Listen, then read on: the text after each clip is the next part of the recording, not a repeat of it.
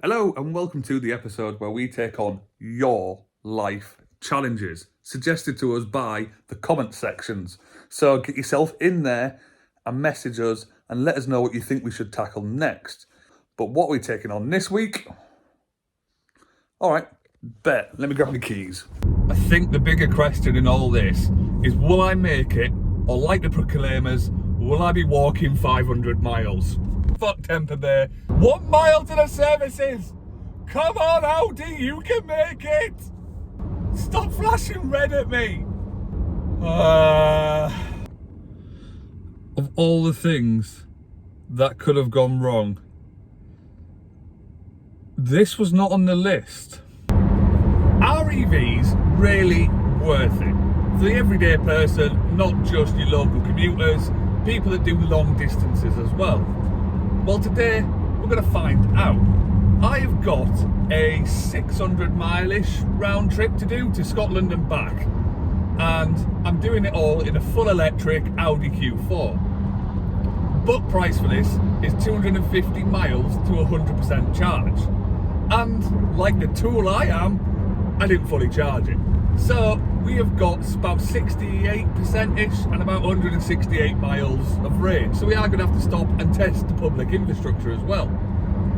Now the other things to note is, this isn't set up like a Pro EV review is. I haven't planned any routes whatsoever.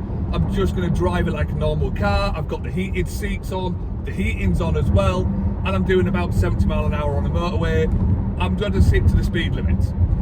So I'm not going to drive like an idiot and try and disprove the EVs, but I'm also not going to meticulously plan a route and be pro EV. It's going to be somewhere in the middle, and we're actually going to see what it's like for the real world people.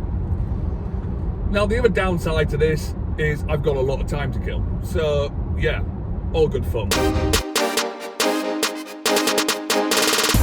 So range update, we are down to 24% left in the battery, which is about 62 miles range. So I'm going to start thinking about services and pulling into the next available one, and looking at that sign, 7 miles. So it's the first test of the public network. Let's go to the services and see what we find. Right, let's see where the chargers are and if there's any available on all that other good stuff that everyone comes with EV driving. First question is, where the bloody hell are they?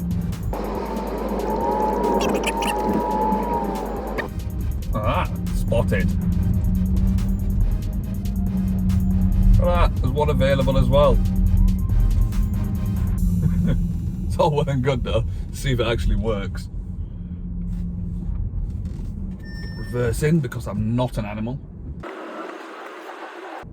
And let's give charging a go. Hold it though for contactless.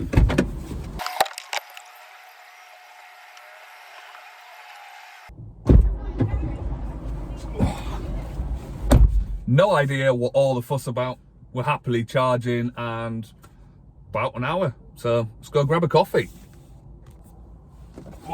Well, that was worse than expected, and that's purely because midway through the charge, well, not even midway, like 10 minutes into it, we had someone turn up, and it turns out dual charging splits the charge down by both. So an hour later, and we've gained 100 miles of range. So we'll carry on going for the next one, and probably have to stop again.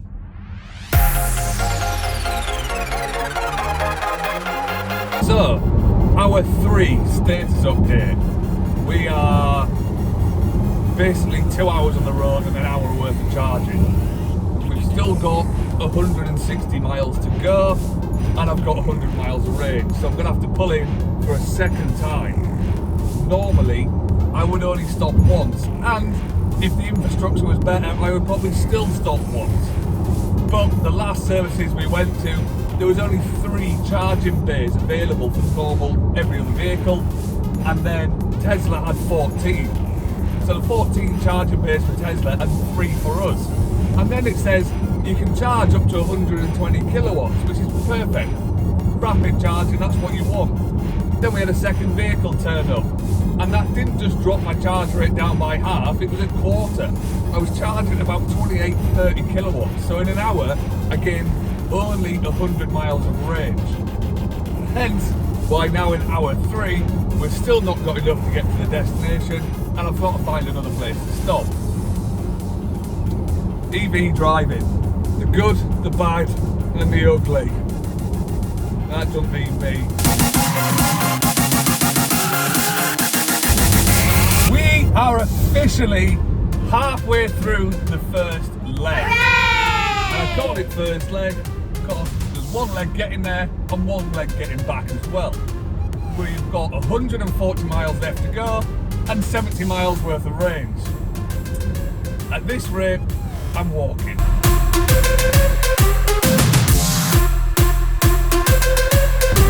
So, we are going to charge point number 2. A lot earlier than I would have wanted. I have 122 miles left to cover, and quite frankly, not quite enough to do the job. So let's see if this services is any better.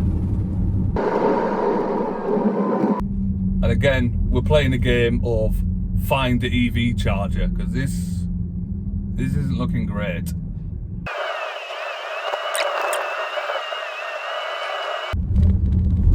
Oh, they're all in use. Whoa! So, again, another services, really busy, and only 3 chargers available for anybody else. Right, I suppose we best get out of here and on to the next one, because that was a bus. So, in the hunt for chargers at temporary services, I kind of got forced out down the one-way system and out the back door of the services, which means I've had to take a 6-mile detour to get back onto the bloody M6, which is fine if I had a petrol or diesel. I'm in an all-electric, and I could have done with stopping and charging at that one, if not the next one. So it's not doing worlds of great for my range anxiety. Joining back onto the M6 in literally about a mile's time. I've got 42 miles of range left. So let's hope the next one's operational and not full to the brim of everyone charging. Which would have made a lot more sense if they were all nearly full, but all the ones in there were 20-30%, so it doesn't bode well. Squeaky bum time, I think.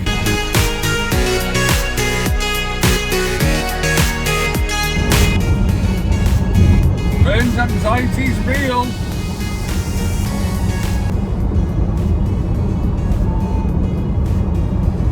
I know you need to recharge. Stop flashing red at me. But we now cannot go 100% throttle. It's now saying we can only do about 80% throttle. And I'm sure as we keep going, that's going to keep dialing down. Hopefully we make it. I might have to cave and turn the electric seat and heating off just to get that little bit more range. 1 mile to the services. Come on, Audi, you can make it. Will I be walking 500 miles? Chargers, where are you? I see chargers. And once again, they're all full. There's even worse here, there's only 2. How the fuck are you meant to drive? This is ridiculous.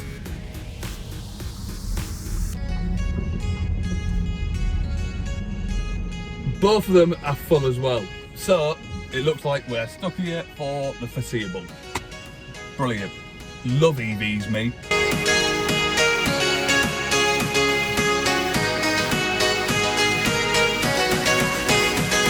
We're finally on a charger. After, realistically, it was 20 minutes waiting around. We are on a charger, charging happily away. We might just make it in time. We'll soon find out. Right, time for some lunch.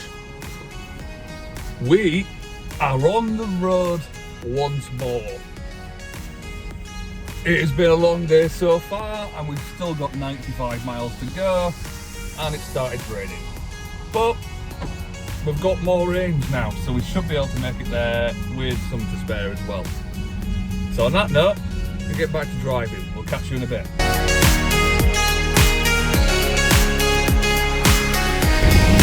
We're officially in Scotland. I have now travelled across the border and we're still going strong on the range. Everything's hunky-dory. I have no idea what my range anxiety was for earlier. It just takes a little bit longer. It's fine, we're just cruising. Morning all. Well, we made it. I kind of forgot to do an update when we actually made it, but it took us 7 hours to do that journey. It is day 2, ready for our leg 2. Got a few people to see first, so we're at our favourite place, a charging point. Then top it back up, go see a few people, and then try and attempt leg 2. Wish us luck. So, sit rep on day 2 is we are finally on our way back.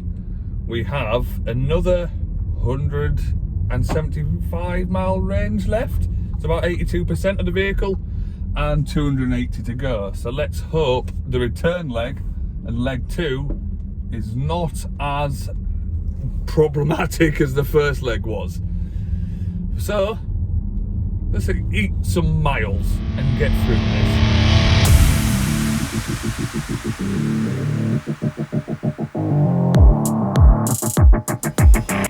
We are on the road again. We've just done charge session 4 in the entire 2-leg trip.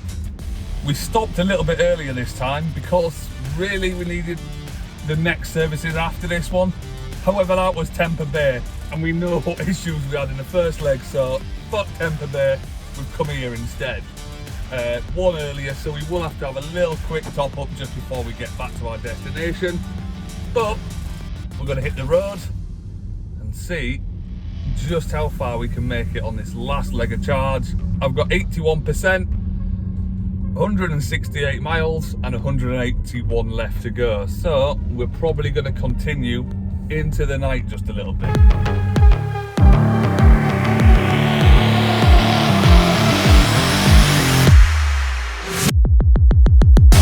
So we're at our 5th and final stop.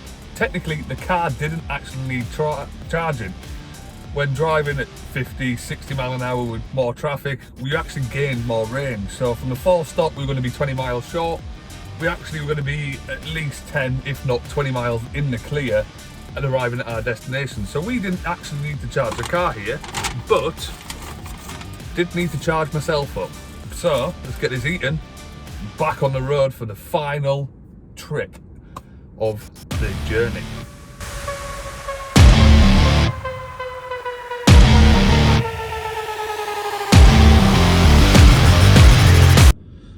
Of all the things that could have gone wrong, this was not on the list. This is unexpected. So I booked another hotel room in the final destination.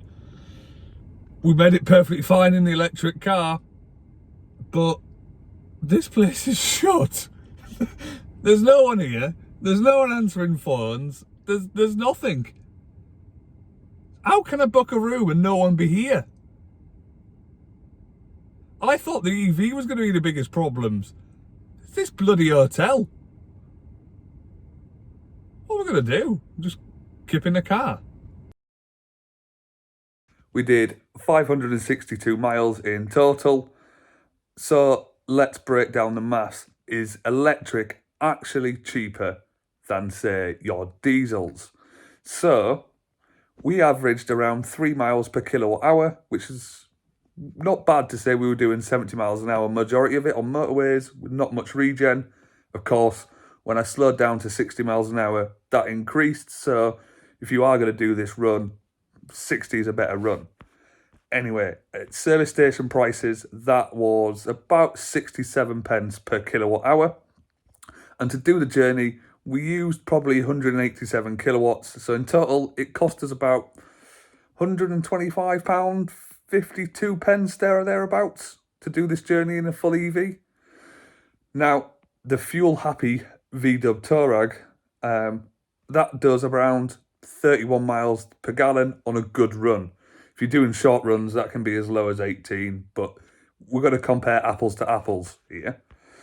So that is 4.5 litres to each gallon, and at motorway prices, because again, we're comparing apples to apples, that's around £1.87 pence per kilowatt. So it's about £8.50 a gallon.